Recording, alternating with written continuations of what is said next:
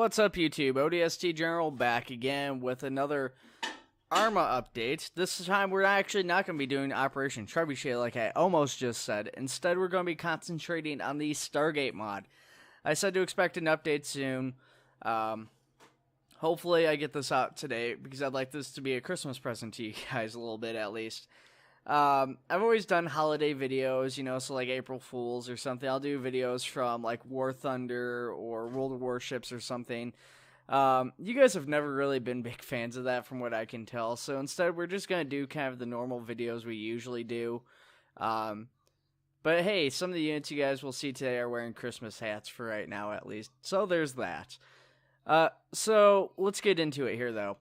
So I've got a number of pictures to show you guys, and then we've got some gameplay footage to go over. So the first image here is just of the Stargate personnel currently in the game. Pretty basic stuff here. This is actually a placeholder model and textures and stuff for this. I actually talked to the devs, and I said, well, you know, why don't you guys actually set the patches for the SG teams as like patches within Arma's default system, so instead of having, you know, SGs 1 through like 13 or whatever else, or SG 1 through whatever. Instead, set that all up as patches so you just select what team you want to be part of. You know, you can set that up for missions and stuff so that they can actually have legitimate SG teams, and that way, you know, you don't have like 40 plus uniforms for all the different like varieties of uniforms that they use for going off-world. They actually plan to do that. That was already their plan. So once it gets updated, you'll see the patch removed. At least for the SG team, and it'll look a little bit more close to what it's supposed to be. Right now, it's just retextured Army uniform as a placeholder. Moving on, our second image is some images of the Gould and Death Gliders. So these are actually, this is an update to the mod as well, just like the Stargate uniform. The Gould you see on the right is the new Gould Fit unit. He's got a staff weapon that works. The staff weapon's actually really awesome. I really enjoyed it. I'll show that off to you guys here a little bit later. And then on the left we see the same Gould Infantry are also being used as pilots for the Death Gliders now. So when you spawn in a Death Glider, you don't have to actually place the AI in there. They will be in there ready to go. Our third image here is another Gould. This time they have the head armor, though, like the full-on head armor, not just like the light helmets, but like the animal heads. So I think it's been so long since I've seen early Stargate or even late Stargate, but I think that's supposed to be Apophyse's Gould, because it looks like a snake head. I could be mistaken, but I'm pretty sure that's like Apophyse's guy. The next image is a static item. We do not have this one in game yet. As you can see in this picture, it's actually untextured and everything. But this is just a prop piece using that same head armor, where it looks like a Gould was captured and killed and has been set up as a warning to other Gould. Continuing on with armor, we've also got armor for the soldiers of the Ori. If you guys are familiar with Stargate, then you probably know who the Ori are. They are like late Stargate enemies. They were basically the replacement for the Gould later in the series, you know, and they were pretty threatening enemy. At least, you know, their prophets or whatever were. Up next, we've got the M2 Browning. Now, this is, of course, the weapons they use in Stargate Command to protect the gate, so that if somebody tries to, you know, attack the base through the gate, they would get mowed down by these machine guns coming through the gate. Pretty cool looking, though. Definitely looking forward to using these. This one, this image is what really threw me off. This is a Tark ring. I couldn't remember that these even existed in the show, so I was looking at it trying to go, like, what the heck is this thing? And just, I guess it was the angle, because I was looking at the picture and I still couldn't see it at first. And it's like the angle, and then, you know, I think the sizing of the ring itself is just a tiny bit off, maybe. I can't remember, because it goes over 2 fingers, if I remember correctly. But this is like actually a weapon that the Gould use. Gould and I think the Toker even use these. Where, you know, it's just like a decorative ring, but it's also a weapon. So it's pretty neat. Then we've got the F302, I want to say. I always get the numbers on these confused. I always have, because I think the F301 was the first attempt at this, where Jack and Teal'c got taken up into space in the first Death Glider they had captured and tried to convert over instead of that homing device, so they rebuilt it from the ground up and made the F-302. If I'm remembering it correctly. It could be the F-301, and I'm just getting it mixed up. Like I said, I always get those confused. I apologize if I am. Pretty awesome fighter, though. Then we've got the Daedalus, which is freaking cool. This is like the frigate from the Optray mod. As far as I can tell, this is going to be a static object. It is massive, just like the frigate. Just, it's a cool looking set piece. This is also not in the mod quite yet. And the R75 bug, which, once again, it's been a while since I've seen this. If I remember correctly, this bug was what the Wraith were like evolved from. This is from Atlantis, if I remember correctly. I could be mistaken, though. So, with that all being said, we're going to go ahead and we're going to get in game here. So, now that we're in game, or it will be if I actually start to record on my other end here. We're going to do this, and we're going to start recording.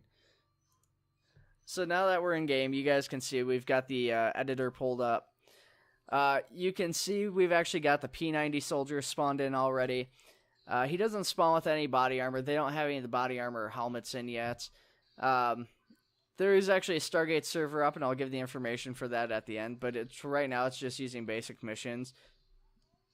Jack O'Neill, one of the members of the team, has actually been developing missions. I've been kind of testing him out with him here and there.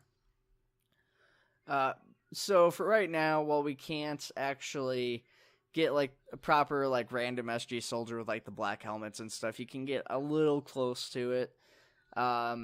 Using cup weapons, you get the MP,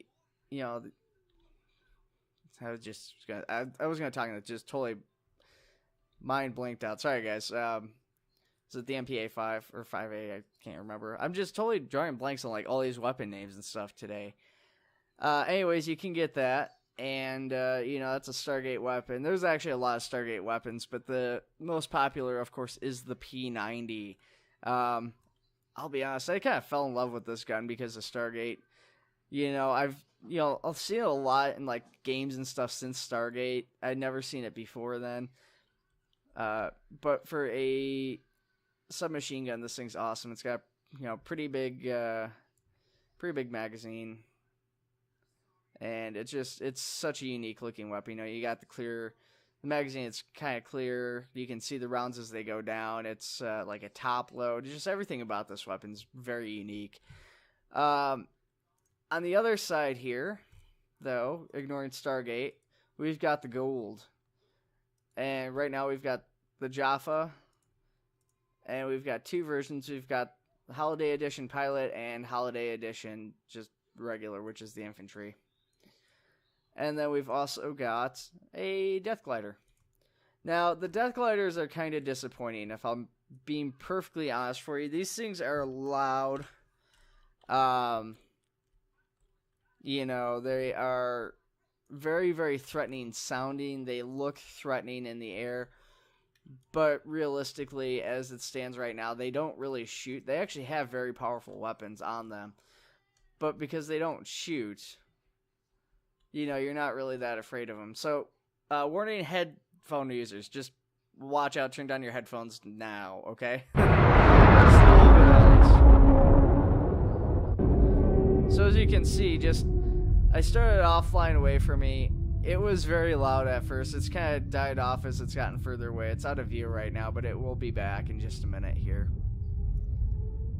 So, you can't see it, it's out there, because you can hear it. You can hear this thing well before you can see it. And it's starting to get a little bit louder as it gets closer and closer here, and it's trying to make its turn. Now, honestly, the AI turns really wide.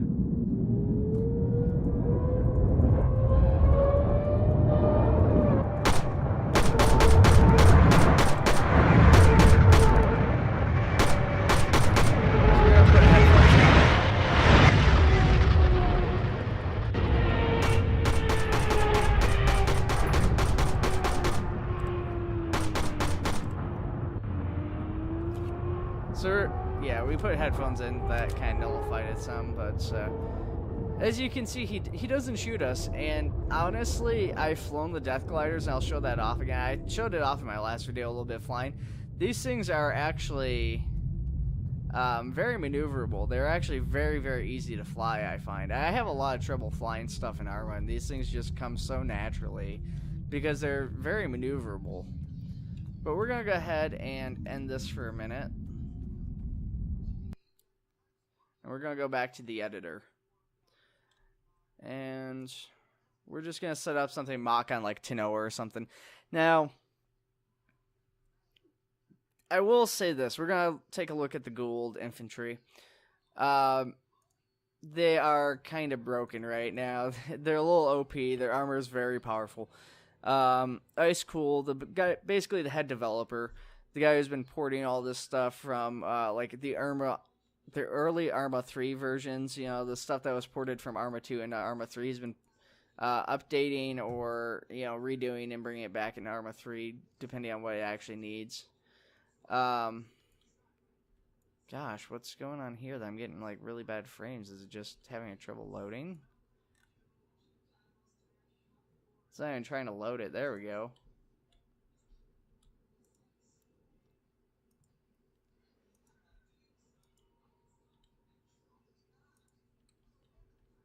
So we're just going to take a few Jaffa infantry here. And we're going to throw ourselves a couple of SGC personnel out.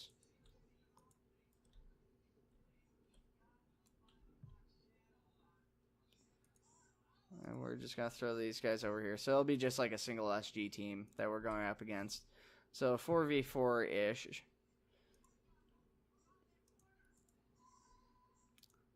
But we're going to throw in a Death Glider just because.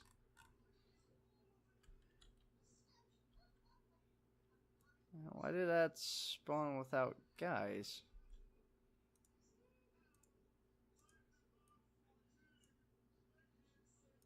Should have guys in there. Maybe, I don't know, maybe it's just been flying by itself. I don't know what to say about that. I didn't look at it last time I placed it in the editor. Okay, so we're going to go ahead and hop on in here. So I really love the staff weapon. There's a lot of detail put into it. Just watching this thing fire is really satisfying. So our Death Glider spotted some SG personnel. So if you look, what were we doing? Why were we putting away our staff weapon? What are you doing? So if you look though, when I went to fire it, it actually opened up. If you press F and you press it again, it actually closes it.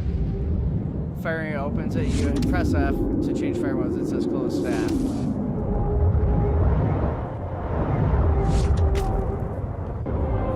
Aiming, of course, isn't amazing. There's no sights, no iron sights or anything, so it's not the best weapon for long range encounters, but you get close range, medium range, you can do okay with it.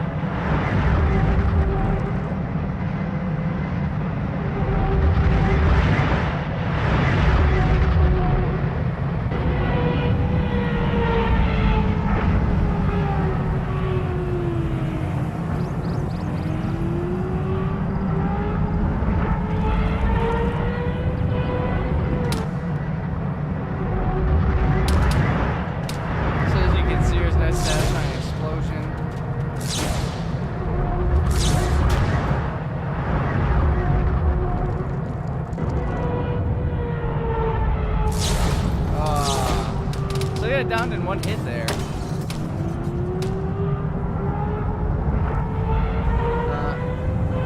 That was actually kind of surprising because in my other tests, actually the armor could take a lot of hits. We're going to get rid of this and we're going to get rid of these other SG personnel. As you can see though, the one guy out on the road, you know, we just like downed him right where he stood like instantly. If the staff weapon actually hits, it's very powerful. And I just kind of want to show you guys something here. We're going to do a little bit of a test.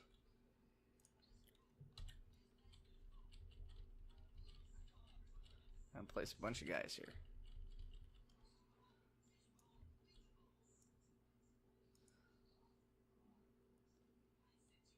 So I just want you guys to see how devastating this staff weapon can be in close weapons, close proximity now. I did him. I spaced on. I did not.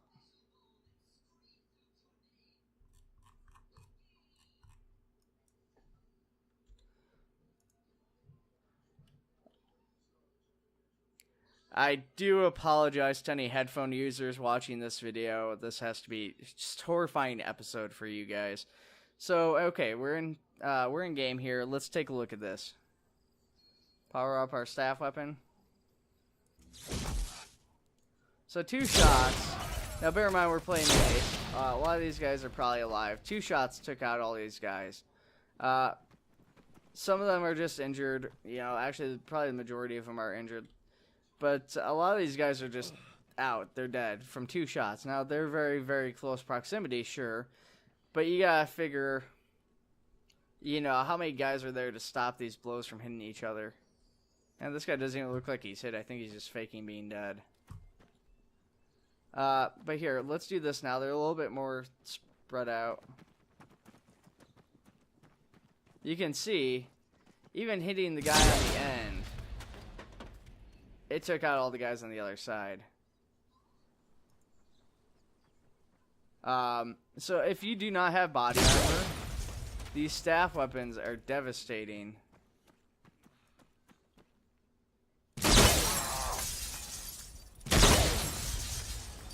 Alright, Santa hat on. Also, it's still advised to use it in very close quarters. As demonstrated, you know, you're gonna injure yourself. He was up almost as fast as I was. Actually, he got up a little bit quicker than I did. You know, he was up and running. If that had been like, you know, a SG team or something, I would have been dead. He would have been badly hurt. He probably wouldn't have carried on with the mission. But, you know, I would have been dead. He wouldn't have been when it came down to it. Yeah, so let's see. He only even took medium damage from that. So that's the thing about this, though, is that well, it can be devastating. You know, if you get lucky, you're probably not going to take a huge amount of damage. Enough that it's going to hurt you, enough that it might hamper any missions or anything if you get hit right, but not really anything guaranteed to kill you. So, obviously, staying a little bit more spread out is better safe. Because it is explosive-based, it is shrapnel-based. This guy actually got away without getting hit, but it is kind of random. A little bit. It is advised that you just don't cluster together, though.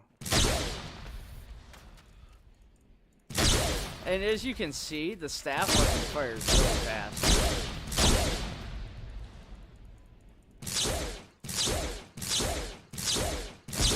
Staff weapon also has no recoil per se.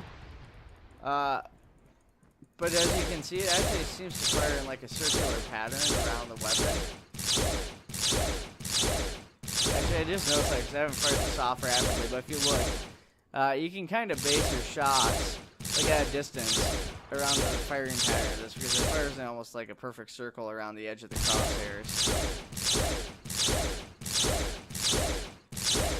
I kind of skipped on that last bottom right corner. Interesting fact, didn't know that.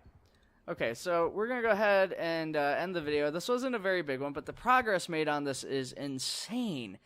Obviously, like I said, the big part of that is that a lot of the stuff already existed previously, and these are just being updated or ported back into the game from Arma 2 or whatever. I will say this, though. This is fantastic. Now, if you guys want to check out the Stargate server, go to StargateArma.com. And they will have information on how to join the server on there. Alternatively, you could probably just search Stargate as a host on the Arma 3, server browser. I don't know if that would work or not. I haven't tried it that way. I went and got the direct IP from their website. Just make sure that you have all your mods. They're all updated properly. I had a little bit difficulty getting into the server, testing it out, just because some of my mods were, like, I had, like, one mod that was set to manual and it was out of date or something. It gave me a little bit of trouble getting in there. But yeah, just if you guys have any questions about the mod, I will answer as best I can. Otherwise, check out their Discord. Just like Operation Trebuchet, there's a lot of interaction you have with the devs that way. You can get in there and talk with them in real time. Jack O'Neill, like I said, he's been testing out all the map stuff and scripting. He's always looking for people to help him test out stuff. So that's always something that's an option here. The development's going to be very open to the players, obviously, or at least to an extent it will be. Other than that, you guys take it easy. You have yourselves a Merry Christmas if you're seeing this on Christmas Day. And, I will see you guys around for the next video. All right, see you around.